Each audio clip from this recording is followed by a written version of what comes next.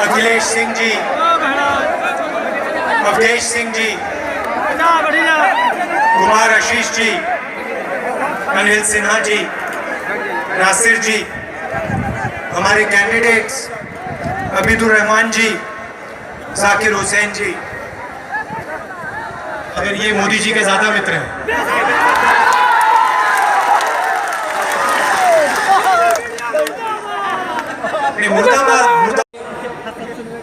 हिंदुस्तान में नरेंद्र मोदी जी प्रधानमंत्री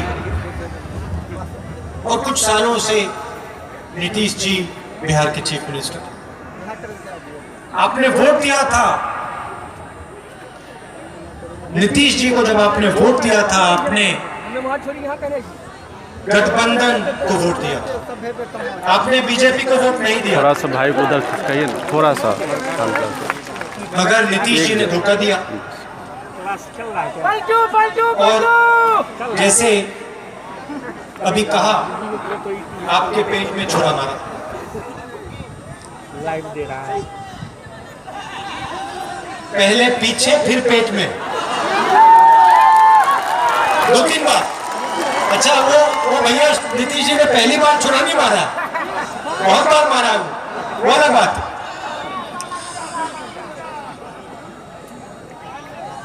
तो 6 साल से नरेंद्र मोदी प्रधानमंत्री, कुछ साल से यहाँ पे नीतीश जी चीफ मिनिस्टर। पिछली बार आए थे, वायदे किए थे 2 करोड़ युवाओं को नरेंद्र मोदी रोजगार देगा। नीतीश जी ने कहा बिहार को बदल दूंगा, बिहार को बदल दूंगा, सड़कें आ जाएंगी, लाइव दे रहा है, किसानों को सही दाम मिलेगा, बाढ़ की जो समस्या है वो ठीक हो जाएगी। ये भाषण चलते रहते हैं, सच्चाई दूसरी है। सच्चाई ये है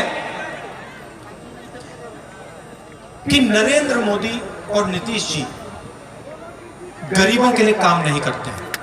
ये आपको समझना पड़ेगा। मैंने कहा शुरुआत में, मैंने कहा, मजाक किया, मगर मैंने कहा ये जो प्रेस वाले हैं ये नरेंद्र मोदी जी के मित्र हैं। गोदी मीडिया ये उनकी बात करते हैं, उनकी मदद करते हैं। टीवी पे आप देखो, चुनाव है बिहार में, टीवी पे आपको सिर्फ एक चेहरा दिखेगा, कभी कभी नीतीश जी को डाल देंगे अंदर, मगर मेन उसमें नरेंद्र मोदी, नरेंद्र मोदी, नरेंद्र मोदी, नरेंद्र मोदी, दिन भर मन की बात, नरेंद्र मोदी, मन की बात, ये चलता रहता है। लोगों की मन की बात। और दूसरी तरफ 8 बजे शाम को नरेंद्र मोदी आते हैं टीवी पे, कहते हैं भाइयों और बहनों,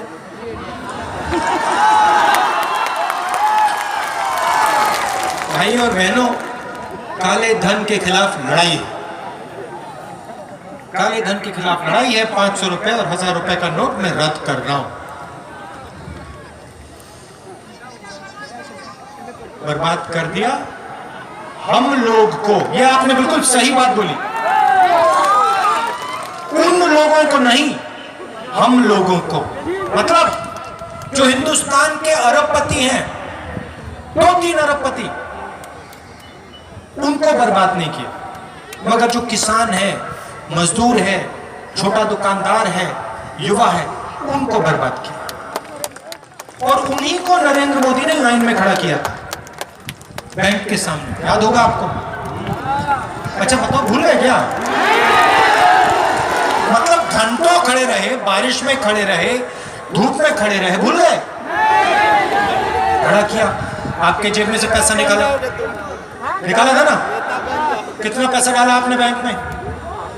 हाँ, आपका पैसा आपके जेब में से निकाल के नरेंद्र मोदी ने बैंक में डाला, और बैंक से नरेंद्र मोदी ने पैसा निकाल के उन्हीं अरबपतियों का कर्जा माफ कर दिया। और देश की जनता को कहते हैं काले धन के खिलाफ लड़ाई। काले धन के खिलाफ लड़ाई थी तो लाइन में आपने किसी काले धन वाले को देखा? उसमें अनिल अंबानी खड़ा था लाइन में, अदानी खड़ा था लाइन में ना। उसमें तो किसान थे, मजदूर थे, छोटे दुकानदार थे, माताएं बहनें थी। वो बड़े वाले अरबपति वो बैंक के पीछे वाले दरवाजे से गए, पूरा का पूरा उन्होंने अपना जो करना था कर दिया, काला धन सफेद कर दिया। अब कुछ ही दिन पहले कोरोना आता है, फिर से 8 बजे टेलीविजन पे मोदी जी आ जाते हैं। पता नहीं 8 बजे क्यों हर बार, पता नहीं क्या हो जाता है। 8 बजे आते हैं और इस बार कहते हैं भाई और बहनों 22 दिन की लड़ाई है। 22 दिन में हिंदुस्तान कोरोना को हरा देगा। 22 दिन में हरा देगा। उसके बाद कहते हैं हाँ भाई और बहनों 22 दिन में हराएंगे, एक काम करो थाली बजाओ।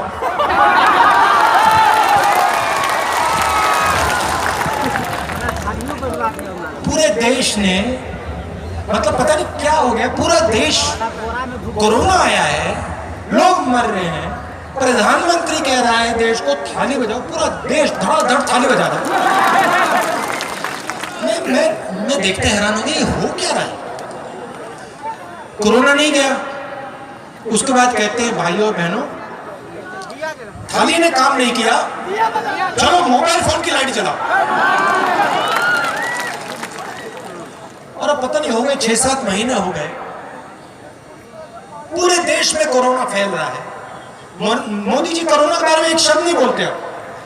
पहले कह रहे थे 22 दिन की लड़ाई है, अब कोरोना आगे पीछे दाएं बाएं सब जगह फैल रहा है। नरेंद्र मोदी चुप। मगर नरेंद्र मोदी का जो चरित्र है, जो कैरेक्टर है, वो कोरोना के समय देखने को मिला। देखिए भाइयों और बहनों, सच्चाई नहीं छुप सकती। दिन भर आप झूठ बोलो, 24 घंटा नरेंद्र मोदी झूठ बोले, मगर कहीं ना कहीं सच्चाई की झलक दिख जाती है। ये हर धर्म में लिखा है, हिंदू धर्म में लिखा है, इस्लाम में लिखा है, सिख धर्म में लिखा है, सब में लिखा है कि भैया अंत में सच्चाई दिख जाती है। अब देखिए मैं सच्चाई आपको बताता हूं आज। और कट्टर से कट्टर आरएसएस वाला, उसको भी ये सच्चाई माननी पड़ेगी, क्योंकि ये सच्चाई है। कोरोना आता है और प्रधानमंत्री 8 बजे रात को कहते हैं मैं लॉकडाउन कर रहा हूं। अब अगर हिंदुस्तान के प्रधानमंत्री के दिल में देश के लिए, गरीबों के लिए इतना भी प्यार होता तो नरेंद्र मोदी झटके से एकदम लॉकडाउन नहीं करता। क्यों नहीं करता? क्योंकि देश का प्रधानमंत्री जानता है कि इस देश में करोड़ों मजदूर, लाखों नहीं करोड़ों मजदूर एक दिन की दिहाड़ी पर जीते हैं। और अगर आपने बिना नोटिस दिए, बिना वार्निंग के अगर आपने एकदम लॉकडाउन कर दिया तो ये मजदूर खत्म हो जाएंगे, मिट जाएंगे, पिस जाएंगे, मर जाएंगे। और ये सच्चाई है। प्रधानमंत्री ने 1 मिनट नहीं सोचा कि ये जो बिहार से लोग, कोई पंजाब में है, कोई असम में है, कर्नाटक में है, दिल्ली में है, अगर लॉकडाउन होगा तो इनका क्या होगा। और आपने देखा लाखों मजदूर बिहार के, युवा, हमारा भविष्य, देश का भविष्य, कोई बेंगलोर से चला रहा है, कोई मुंबई से चला रहा है, कोई पंजाब, कोई हरियाणा से पैदल वापस, बिना पानी, बिना भोजन। दूसरी तरफ नरेंद्र मोदी कहते हैं मैं ट्रेन नहीं दूंगा, चाहे कुछ भी हो जाए, मर जाऊंगा, मगर गरीबों को ट्रेन नहीं दूंगा मैं। ये है देश के प्रधानमंत्री। आपने नरेंद्र मोदी को कभी भी गरीब व्यक्ति से गले मिलते हुए देखा है? ना। अंबानी जी, अदानी जी के साथ गले मिलेंगे? मगर किसान का हाथ तक नहीं पकड़ेंगे, मजदूर का हाथ तक नहीं पकड़ेंगे। मैं मिला, मजदूरों से मिला, लॉकडाउन हुआ, मैं जाके मिला दिल्ली में। मैंने पूछा आपको क्या लग रहा है? मुझे कहते हैं राहुल जी यूपी तक जाना है, हजारों किलोमीटर चलना है। हमारा एक सवाल है, आपसे हम ये सवाल पूछना चाहते हैं। मैंने कहा क्या है? कहते हैं राहुल जी हमें एक बात समझ नहीं आई। क्या? कहते हैं राहुल जी कि जो प्रधानमंत्री है इसने जो लॉकडाउन किया इसने हमें एक दिन क्यों नहीं दिया? अगर ये हमें एक दिन दे देते हम बस में ट्रेन में बैठकर घर पहुंच जाते। अंकल जी हेलो। इसने हमें एक दिन छोड़िए, इसने हमें 5 मिनट क्यों नहीं दिए? मजदूर पंजाब से चले आ रहे थे जिनसे मैंने बात की, उत्तर प्रदेश के थे। उन्होंने कहा कि जो भी हमारा था हमने पंजाब में छोड़ दिया। जो बर्तन थे, जो भी हमारे पास था हमने पंजाब में छोड़ना पड़ा। उठा के हम बिहार नहीं, उठा के हम उत्तर प्रदेश जा रहे थे, उठा के हम उत्तर प्रदेश नहीं ले पाए। तो जो भी हमारा था हमने वहां छोड़ दिया। इस प्रधानमंत्री ने हमें एक दिन क्यों नहीं दिया? तो ऐसे व्यक्ति के दिल में गरीबों के लिए कोई जगह नहीं है, किसानों के लिए, मजदूरों के लिए कोई जगह नहीं है, और ये आपके लिए कुछ नहीं कर सकते, नहीं करेगा। प्लेन भेज दिया था, कहाँ से आता? बिहार की बात करते वो बात कहाँ बोल रहे हो? हैं। आपको यहाँ धान के लिए क्या रेट मिलता है? वो हिसाब लेंगे जब बैठेगा। 1000। प्राइवेट गवर्नमेंट को दे दिया। मक्के के लिए क्या रेट मिलता है? ठीक है। आपका जो धान है, आपका खून पसीने का जो धान है, जो मक्का है, वो बिचौले जाके पंजाब में बेचते हैं, हरियाणा में बेचते हैं। सही बात है। तो आपका जो पैसा है आपको नहीं मिलता, बिहार के किसान को नहीं मिलता, आपका पैसा बिचौलियों को मिलता है, और पंजाब में आपका धान और मक्का जाके बिकता है। छत्तीसगढ़ में चुनाव था, हमने वहां चुनाव की मीटिंग में कहा देखिए कांग्रेस पार्टी की सरकार आएगी तो 2500 रुपए धान का रेट मिलेगा आपको, चाहे कुछ भी हो जाए। अब आप में से कोई भी कभी छत्तीसगढ़ जाए और वहां किसी भी किसान से पूछ लीजिए बिहार पर दिखा रहा होगा क्या रेट मिलता है, वो आपको बता देगा। AMI 2500 रुपए में। हेलो AMI पर देखो, क्यों हमने ये किसानों को ये रेट क्यों देते हैं? AMI पर देखो लाइव दिखा रहा आप ये मत सोचो कि सिर्फ किसान की मदद कर। है। AMI है। जब हम किसान को 2500 रुपए देते हैं अजय रखो तो किसान उस पैसे से कुछ ना कुछ खरीदता है। कोई शर्ट खरीदता है, कोई पैंट खरीदता है, कोई जूता खरीदता है, कोई साबुन खरीदता है। जब किसान माल खरीदते हैं तो लोगों को माल बनाना पड़ता है। जब माल बनाना पड़ता है तो फैक्ट्रियां चालू होती हैं, शुरू होती हैं, लगती हैं। छत्तीसगढ़ में कोई आर्थिक समस्या नहीं, क्योंकि हमने किसानों को पैसा दिया, किसानों ने माल खरीदा, जब उन्होंने माल खरीदा फैक्ट्रियां लगी, फैक्ट्रियों ने माल बनाया और फिर पूरी साइकिल चली। यहां पे मुश्किल क्या है? यहां पे किसान को, मजदूर को पैसा ही नहीं देते, आपका पैसा छीन कर कहीं और चला जाता है। अगर गांव में कुछ खरीदेगा नहीं तो फैक्ट्रियां कहां से लगेंगी? किस चीज के लिए लगेंगी?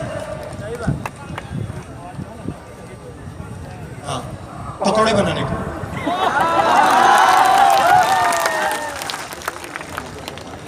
मोदी जी कहते हैं मैंने किसान को आजाद कर दिया, नए कानून लाए, मंडियों, एमएसपी, प्रोक्योरमेंट का सिस्टम है उसको खत्म कर दिया।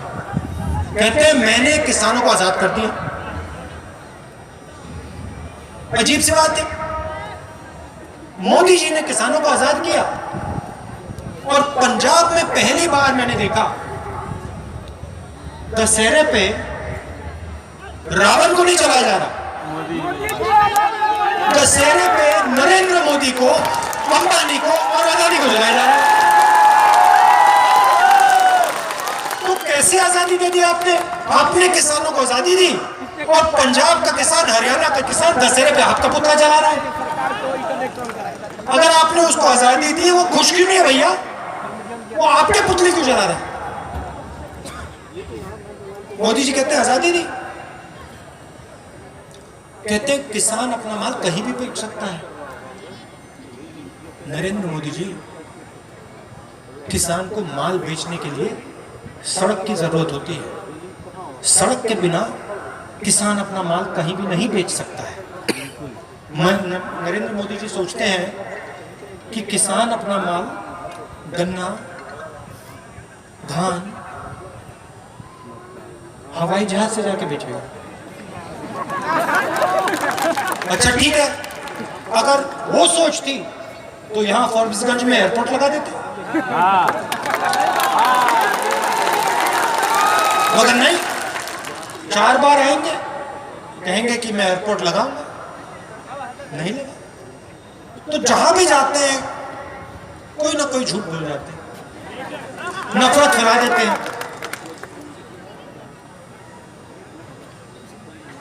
और फिर चले जाते हैं।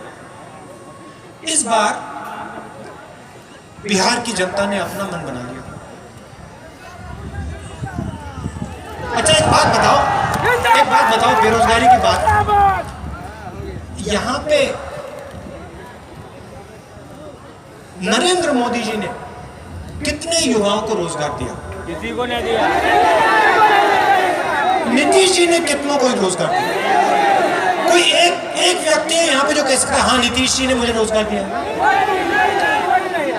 ये आपको सही रेट नहीं देते, बाढ़ की समस्या हल नहीं करते, रोजगार नहीं देते, तो फिर ये देते क्या है?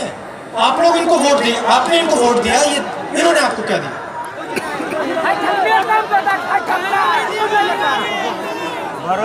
बेरोजगारी। अच्छा पिछली बार चुनाव में नीतीश जी कहते थे मैं बिहार को बदलूंगा, रोजगार दूंगा। मोदी जी भी कहते थे 2 करोड़ युवाओं को रोजगार दूंगा। अच्छा एक बात बताइए मुझे, इस बार जहां भी नीतीश जी मीटिंग कर रहे हैं वहां पे युवा हाथ उठा के उनसे पूछते हैं भैया हमारा रोजगार कहाँ मिला, हमें रोजगार कहाँ मिला? और नीतीश जी उनको धमकाते हैं, उनको पिटवाते हैं, उनसे कहते हैं तुम्हारी वोट की मुझे कोई जरूरत नहीं। बिहार के युवाओं को कहते हैं, क्योंकि जब एक युवा नीतीश जी की मीटिंग में ऐसे खड़े होकर पूछता है मुझे रोजगार नहीं दिया आपने, मुझे रोजगार कब दोगे? और जब नीतीश जी उस युवा को जवाब देते हैं कि मुझे तुम्हारी वोट की कोई जरूरत नहीं, तो नीतीश जी एक व्यक्ति को जवाब नहीं दे रहे, नीतीश जी बिहार के हर एक युवा को जवाब दे रहे हैं। वो हर युवा को कह रहे हैं कि मुझे तुम्हारी वोट की कोई जरूरत नहीं। ठीक है, तो वोट नहीं मिलेगा, बिहार का युवा वोट नहीं देगा। मैं आपको यहां अंत में एक बात कहना चाहता हूं, गठबंधन की सरकार बनेगी तो वो सबकी सरकार होगी, गरीबों की, किसानों की, हर जात की, हर धर्म की, हर डिस्ट्रिक्ट की सरकार होगी। हम मिलकर इस प्रदेश को बदलने का काम करें।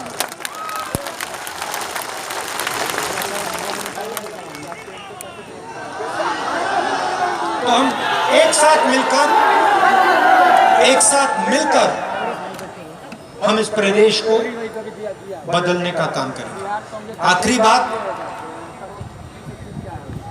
आपको यहां सही दाम नहीं मिलता,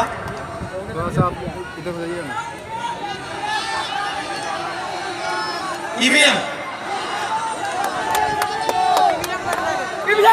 उसका नाम ईवीएम नहीं है, उसका नाम एमवीएम है, मतलब मोदी वोटिंग मशीन। वो ई ऐसे ही लिखा हुआ है उसमें, वो MVM है, मोदी वोटिंग मशीन। मगर इस बार बिहार में युवाओं में गुस्सा है, युवाओं के दिल में गुस्सा है। तो चाहे वो EVM हो, चाहे वो MVM हो, गठबंधन जीतने जा रहा है।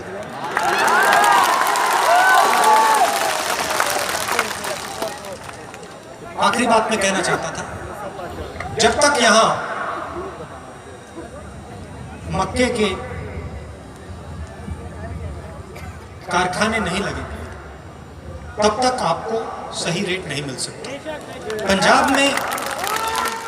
पंजाब में फूड प्रोसेसिंग के कारखाने हैं, इसीलिए पंजाब में सही रेट मिलता है।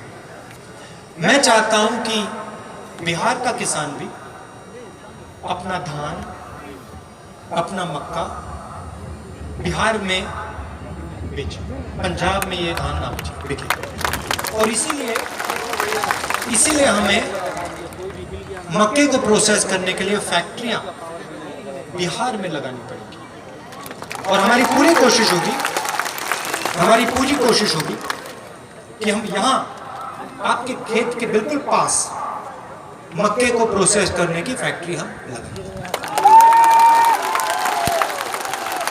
मैं यहां सिर्फ पब्लिक मीटिंग के लिए नहीं आया, चुनाव है वो अलग बात है, मगर मैं आपके साथ रिश्ता बनाने आया।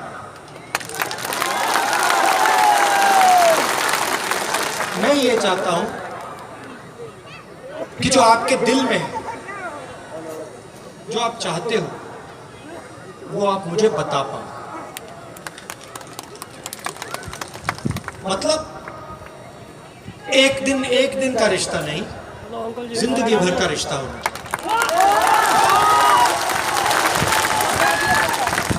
और मैं आपको आश्वासन देना चाहता हूं, और ये आपने देखा होगा, चाहे MVM हो, चाहे मोदी जी का मीडिया हो, मैं इन लोगों से नहीं डरता।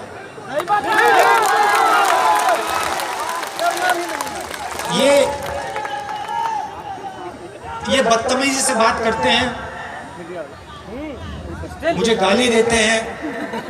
नरेंद्र मोदी जी अपनी मीटिंग्स में मेरे बारे में कहते हैं, उल्टी सीधी बात करते हैं। मैं तमीज से बात करता हूं, मैं बदतमीजी से बात नहीं करता। और जितनी भी वो नफरत फैलाने की कोशिश करते हैं, उतना मैं प्यार फैलाने की कोशिश करता हूं। नफरत से नहीं काटा जा सकता है, नफरत को सिर्फ प्यार से काटा जा सकता है। और मैं 1 इंच पीछे नहीं हटूंगा जब तक नरेंद्र मोदी को हरा दूंगा।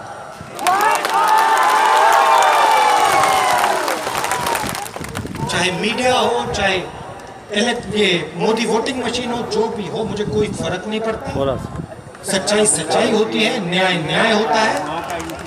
और हम इस व्यक्ति के सामने विचारधारा की लड़ाई लड़ रहे हैं, उनकी सोच के खिलाफ हम लड़ रहे हैं, और हम उनकी सोच को हराएंगे। धन्यवाद।